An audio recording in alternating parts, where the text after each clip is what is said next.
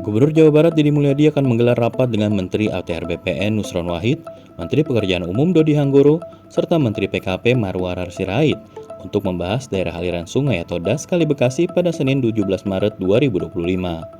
Rapat tersebut bertujuan mengevaluasi tata kelola DAS yang dituding sebagai penyebab banjir pekan lalu. Wilayah DAS Kali Bekasi sebagian besar telah bersertifikat perorangan. Deddy menyatakan mereka akan membahas pengembalian fungsi DAS menjadi area resapan air. Saat ini area DAS sudah banyak tertutup oleh bangunan. Pada Selasa 11 Maret 2025, Deddy menggelar rapat dengan 27 bupati dan wali kota se-Jawa Barat di Komplek Wali Kota Depok. Dalam rapat yang juga dihadiri oleh Nusron Wahid itu, Deddy menyebutkan Kementerian ATR BPN bersedia mencabut sertifikat tanah yang lokasinya berada di DAS. Permintaan ini bagian dari rencana membenahi sungai sebagai langkah pencegahan bencana dalam jangka panjang. Sertifikat tanah yang ia maksudkan adalah di DAS sepanjang Sibarusa, Cilengsi, dan Kali Bekasi. Politikus Partai Gerindra itu menyatakan pencabutan sertifikat tanah di bantaran sungai tak memerlukan ganti rugi, sebab tanah tersebut merupakan tanah negara. Dulu, kata dia, sungai itu dikelola oleh Balai Besar Wilayah Sungai, Perum Jasa Tirta, atau Balai Pengelolaan Sumber Daya Air. Nusron Wahid pun mengamini pernyataan Deddy Mulyadi. Dia menyatakan pemerintah pusat mendukung penuh program normalisasi sungai, termasuk penanganan kendala lahan. Menurut dia, mereka akan lebih dulu memetakan tanah mana di wilayah DAS yang belum dan sudah bersertifikat. Tanah yang belum bersertifikat, Nusron menyatakan akan disertifikatkan atas nama Balai Besar Wilayah Sungai. Nusron juga berjanji akan mengevaluasi sertifikat yang proses penerbitannya tidak sesuai dengan aturan.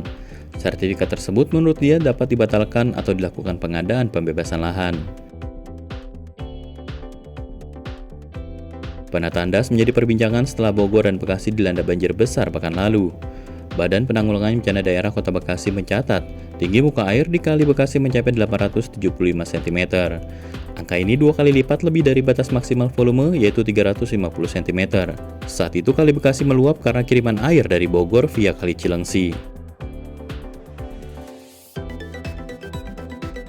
Kampanye Hutan Forest Watch Indonesia Sabit Khairul Auni menyatakan, banjir yang terjadi pekan lalu memang akibat alih fungsi di hulu DAS Ciliwung, Kali Bekasi, dan Cisadane. Wilayah yang seharusnya menjadi daerah resapan air saat ini sebagian besar sudah tertutup bangunan.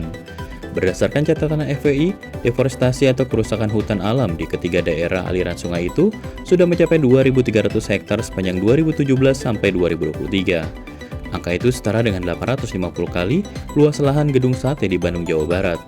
Alih fungsi inilah yang membuat air tak terserap di wilayah hulu dan akhirnya mengalir hingga ke hilir.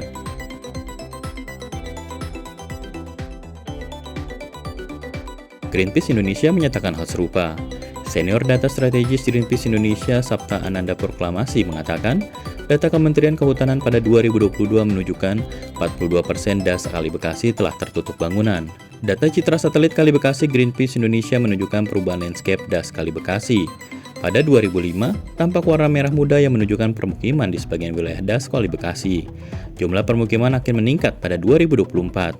Warna merah muda pun mendominasi daerah aliran sungai itu.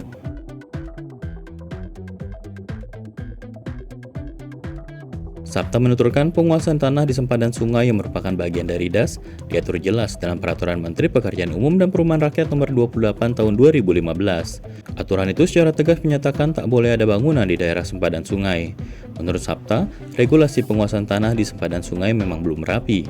Dia mengatakan para pengambil kebijakan dari pusat sampai daerah terlibat dalam permasalahan di daerah aliran sungai. Seharusnya, kata dia, ditegaskan bahwa sempadan sungai adalah milik negara. Jadi siapapun akan sulit menguasai area tersebut.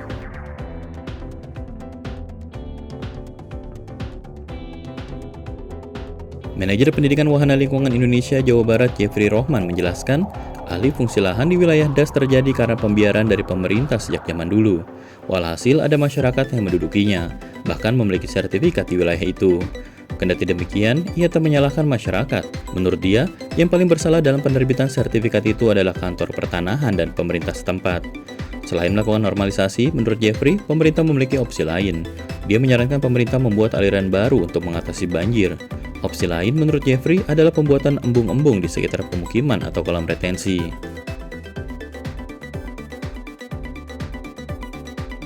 Guru Besar Hukum Agraria UGM Nur Hasan Ismail mengatakan, pemanfaatan das oleh masyarakat adalah cerminan kedaruratan kebutuhan tanah.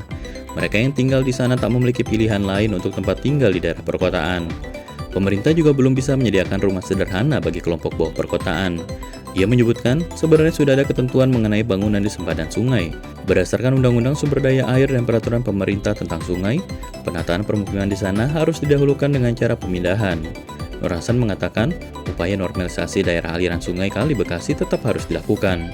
Meski demikian, mesti ada jalan keluar untuk memenuhi kebutuhan tanah dan rumah bagi mereka yang tinggal di sempadan sungai.